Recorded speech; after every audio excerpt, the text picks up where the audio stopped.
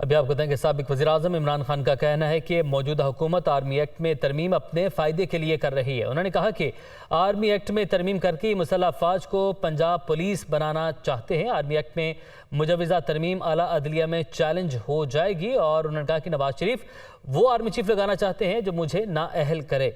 लियाकत अंसारी हमारे साथ मौजूद हैं, उनके जाने पड़ते हैं। लियाकत, कहेगा क्या कहना है मज़ीद साबिक वज़ीर-ए-आज़म का?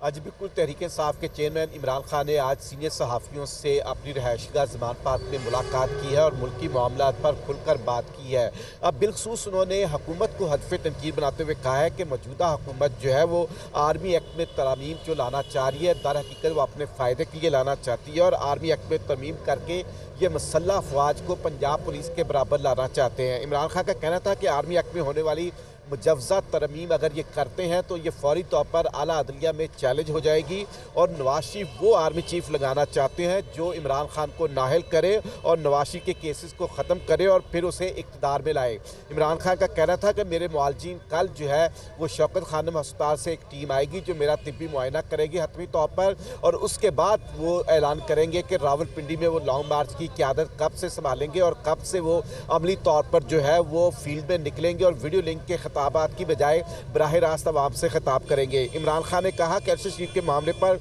जो जुल्म हुआ वो सबके सामने है। तोशा खाना केस में उन्होंने मुझे खुद अदालत में जाने का मौका दिया है